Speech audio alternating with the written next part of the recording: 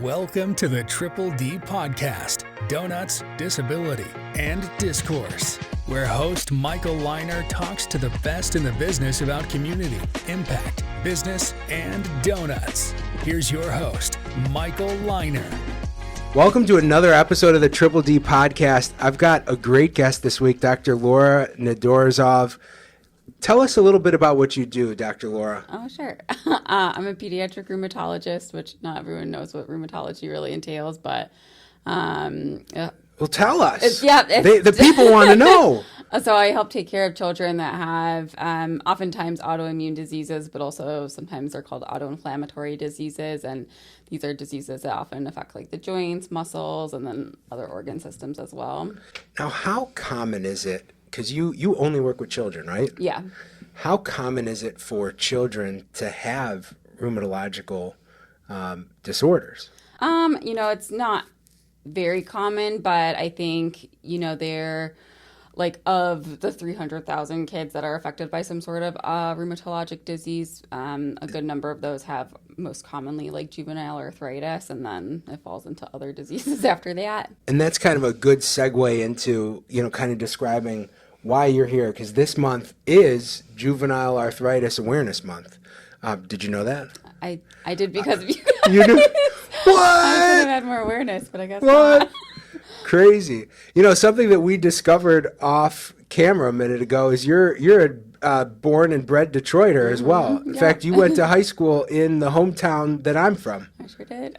What a small world. Yeah. So how long have you been in Cleveland now for? So kind of a backstory. I did my residency at Akron Children's Hospital and then went away for fellowship at Cincinnati Children's and then just moved back last summer. So you've just been like bouncing around Ohio? Yeah, pretty much did a big circle. Did So you go to med school in Ohio? yeah, in Toledo. Okay. So spent 8 years in Oh, undergrad. you literally have bounced around every corner of Ohio. Yeah, and even spent some time in Columbus too for like random rotations in med school and stuff. So Tell me, compare Cleveland.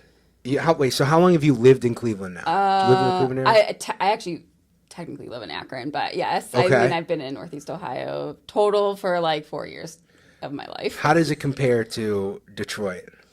I personally am like never want to move back to Michigan. Really? Honestly, yeah. Oh my I God. would See, I'm say like the here- biggest proponent of Detroit. Really, I really enjoy living here. I feel like In fact, let's swap out my hats. I've got a hat that's right there behind you on the thing. Hold on.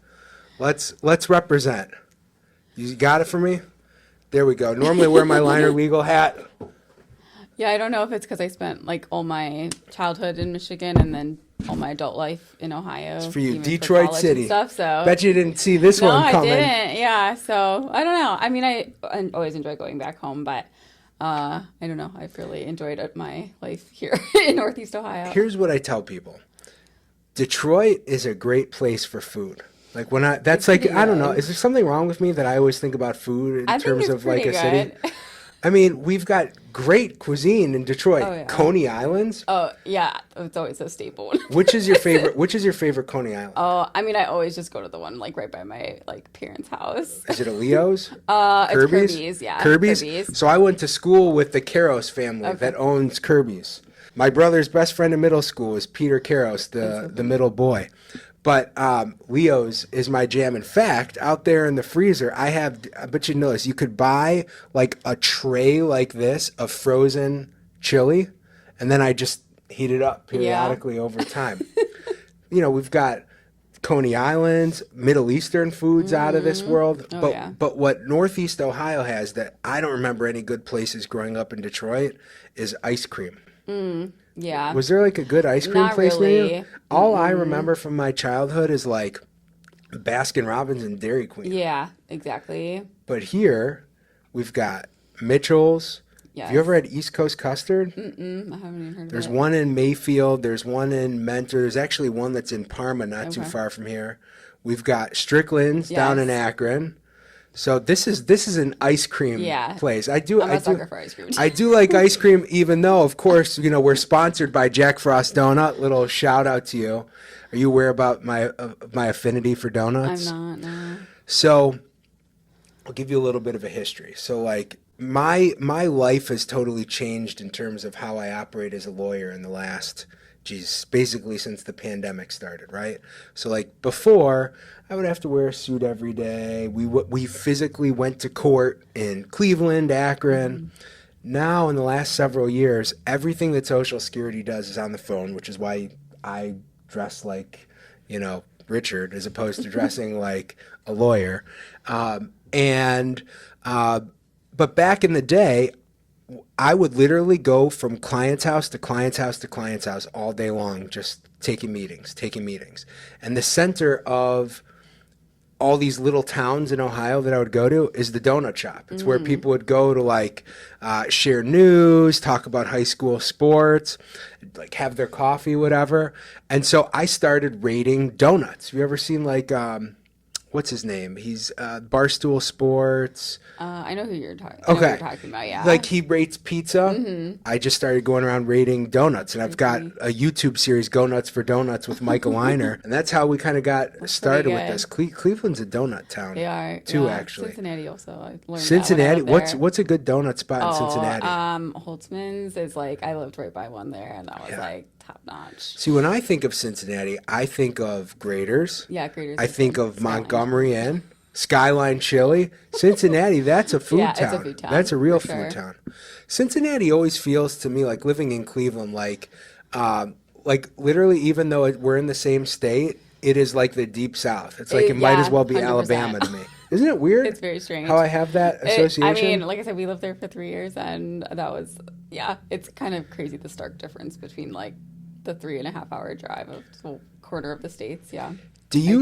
Do you notice differences in the way that medicine is practiced as you go to these different parts of the state? I haven't noticed anything major. I mean, I did my fellowship in Cincinnati, and they're wonderful children's hospital. They have one of the largest pediatric rheumatology divisions in the country. So they were a huge hub of proponent of research and investigational studies and all that kind of stuff. So they really gave me my foundation of how I practice now. So I haven't found actually very stark differences within the state itself, but everyone has different styles within our field. How did you get drawn to focusing on children and then focusing on rheumatology? It kind of goes way back when. I always had an interest in pediatrics.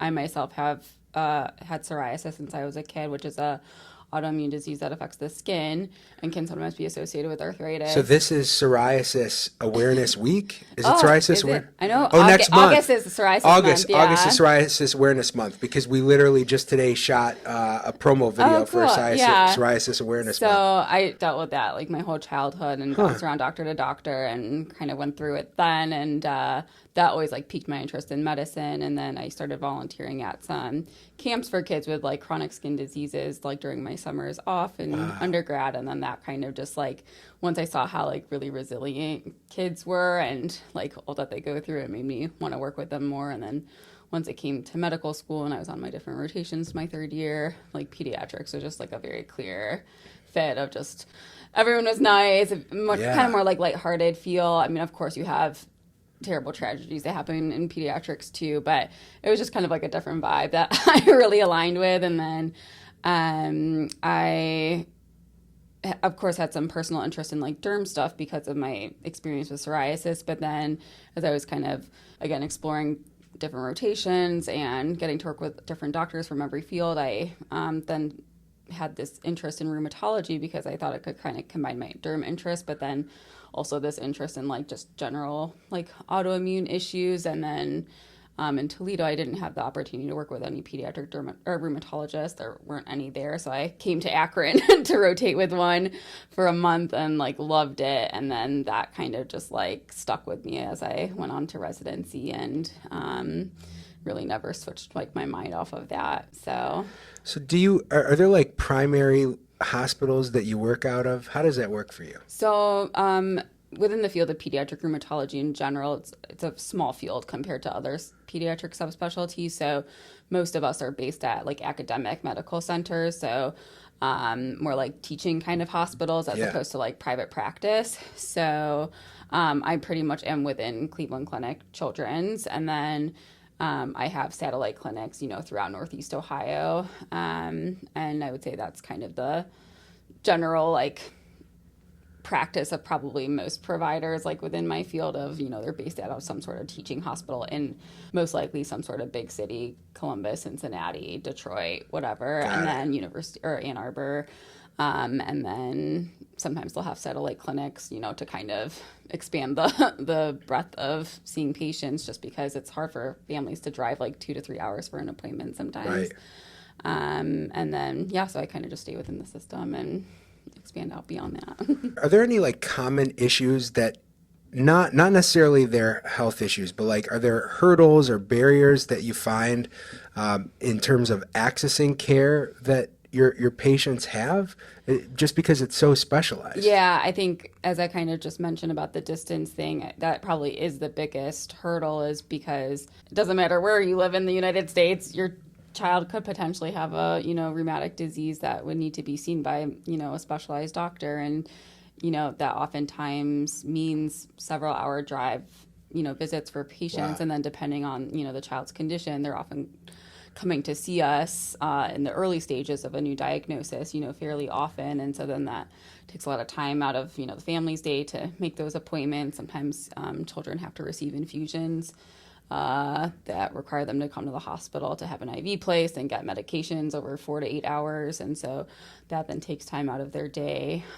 So I think, just the general access to care can be really challenging for families, because, I think that getting to us sometimes can be difficult because families don't want to make the drive, or they think, oh, my pediatrician's not so concerned about it right now or whatever. And they're like, let's just put it off for another year. And then 2-3 years goes by and a child comes in with debilitating arthritis and joint erosions and all these problems. And you kind of wonder, where was that gap of, why weren't they seeing us sooner? Are there genetic markers where a lot of the children that you're treating, if you look at the parents, they maybe have some sort of, rheumatological disorder or something else in their health that maybe explains why their child, is having a health problem? Sure. I think, interestingly, to take juvenile arthritis as an example, there's actually not very strong hereditary links.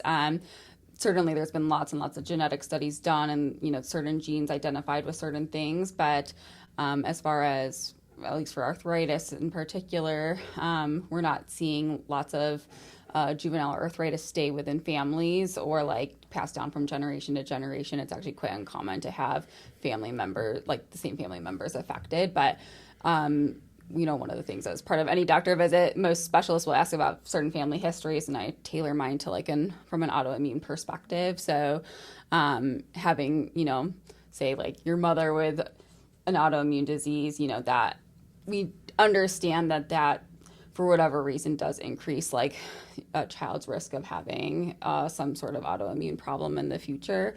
We can't really quantify that per se. And then, having one autoimmune disease oftentimes can be coupled with then eventually developing other autoimmune diseases. So things like thyroid issues or celiac disease or inflammatory bowel disease, those are often common other conditions that we can sometimes see in our patients.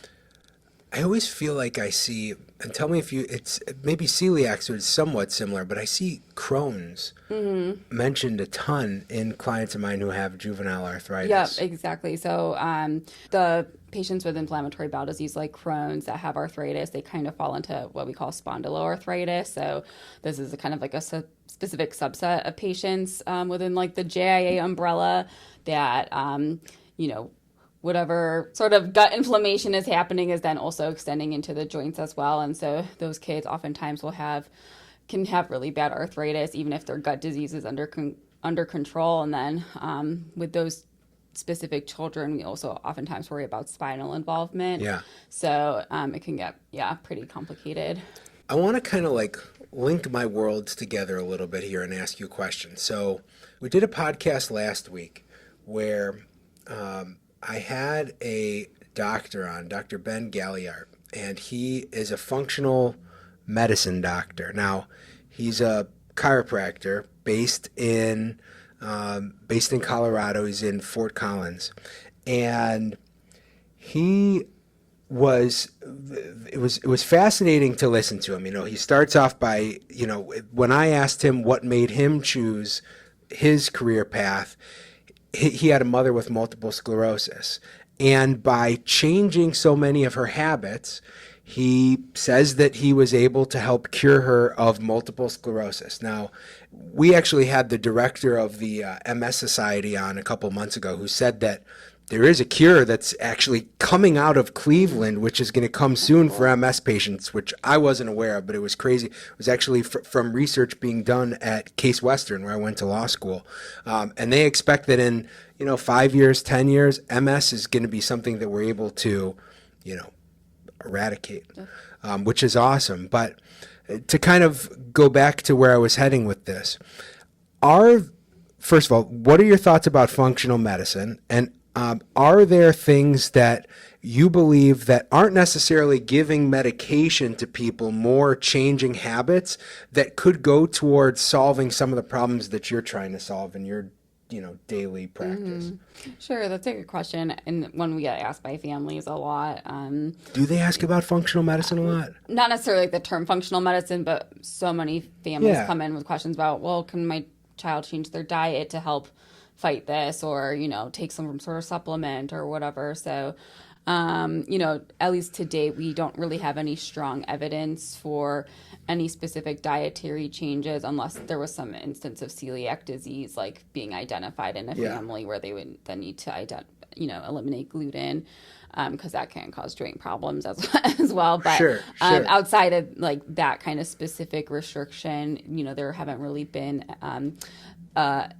any strong evidence in the literature of things that have been studied so far of anything making any dramatic improvements in children with juvenile arthritis. So I always like to tell families, by all means, if you want to alter your diet to an extent or, try something out, you have free reign to do it from my perspective, as long as, some supplements can't interfere with our medications and those types of things. So I always want to be aware of, anything external that a family might be taking, but also still expressing to them the understanding of, that while it may help in some way, some anecdotal evidence of it making a difference, at the end of the day, it's not going to be enough to stop a child's joint inflammation. And so we still need to have these other medicines on board to help suppress the immune system and control the inflammation in the body to prevent long-term damage.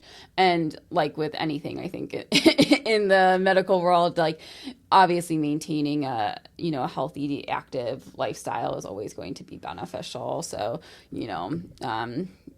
eating fruits and veggies, being active, exercising. So many kids love playing sports and those types of things. And I never want, a kid's arthritis to stop them from doing what they love. So my goal is always to get them back to their prior physical activity level. You're saying something that's so many of the things you've said are just sending light bulbs going off in my head, and I really appreciate that.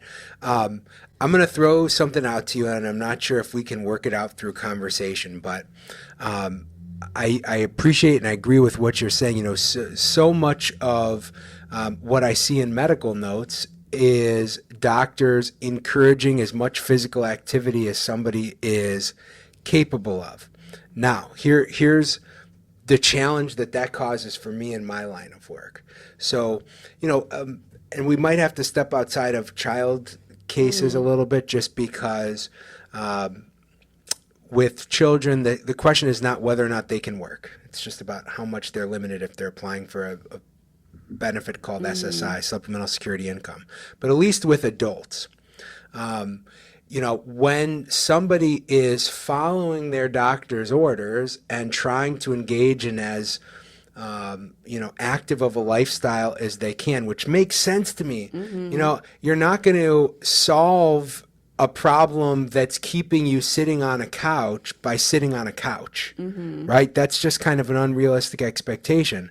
But when I have clients that are engaged in things like, yoga, low impact weight training, whatever it might be, to try and exercise their joints and improve their functioning. 'Cause that's how anybody improves their functioning, is by trying to do a little bit more today than you did yesterday. And hopefully you can do even more tomorrow. But Social Security says, well, if you can do that, you're not disabled, you can work. And I'm not even sure if there's like a specific question that comes from that. I'm just hearing this juxtaposition that I'm always trying to like work out and explain to judges why, my clients' physical therapy notes are encouraging them to go home and go for a walk every day, but they still can't stand and walk for 2 out of 8 hours in a work day. Is that, let me just ask it this way. Do you have any thoughts when you hear that, and why Social Security might have, I know you're not going to understand Social Security and what their motives might be, but does it frustrate you as a clinician to hear that that's how Social Security responds to that? Oh, for sure. I mean, I think, all of that aside, like, I'm not an expert in that by any means, but from a physician perspective, it's all about balance and, working with a patient to really obviously improve their quality of life. But I think every case is different. But certainly there are instances where, let's just say there has been a child that has a significant delay in diagnosis, and, they have bone erosions that are essentially irreversible at this point. So then, they have limitations in their wrist range of motion or something like that.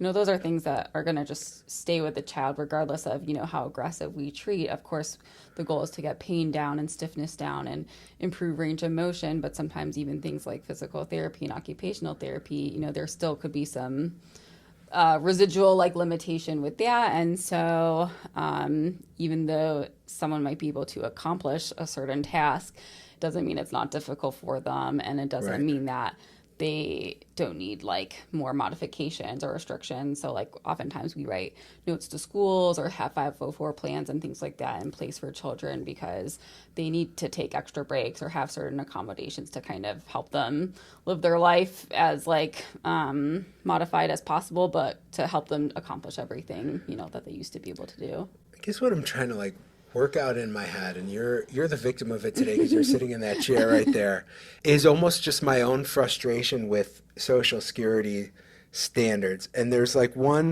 here's a good example of it. So a couple months ago is hidradenitis suppurativa awareness month or week, and we had a dermatologist on. Now the standard for Social Security for HS is the person one way that you can prove disability is an inability to effectively ambulate, which Social Security defines as requiring a walker, 2 crutches, 2 canes, something like that.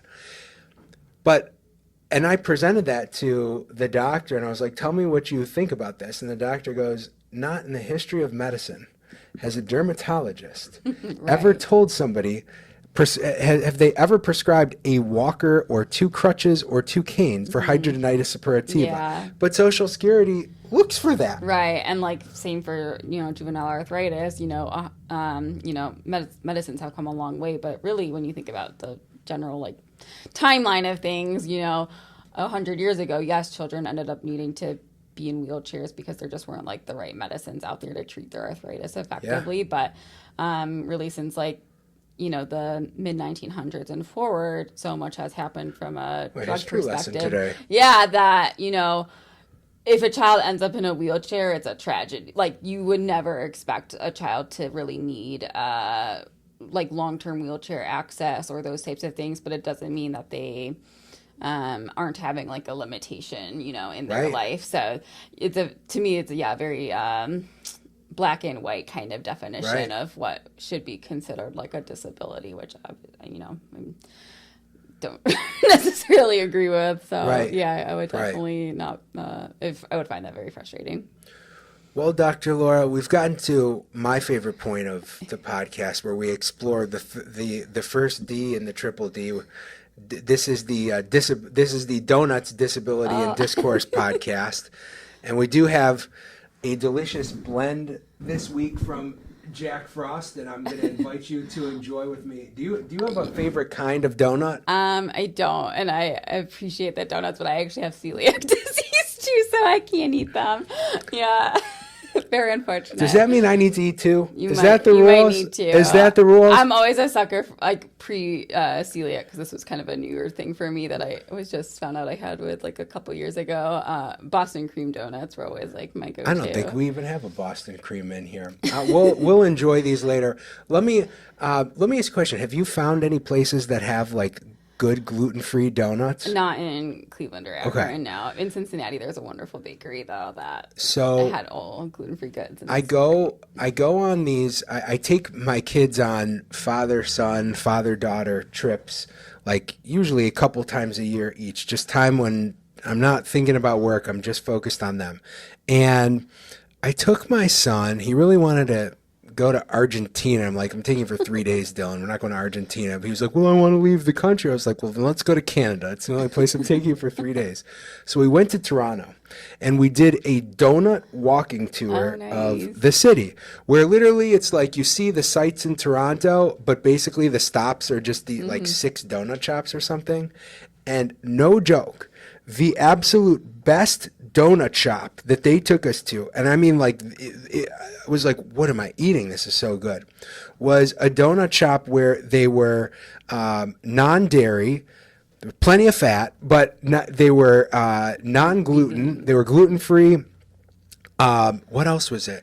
It was like the most amazing donut I've ever had in my life. And anybody who could like replicate that somewhere, I think it was probably more expensive than the other donuts we ate, but anybody who could replicate that would be like a billionaire, probably just off of me. Dr. Laura, I'm so grateful that you gave your time to us today and told us a little bit about juvenile arthritis and allowed me to go down memory lane to my days of growing up in Detroit. And anytime you want to reminisce about the hometown, feel free. Feel free. Detroit, Rock City's right here. But thank you so much for coming on today. You. Absolutely, absolutely. Thank you. Thanks for listening to the Triple D podcast, Donuts, Disability, and Discourse. Rate, subscribe, and tune in next week for more discourse and donuts.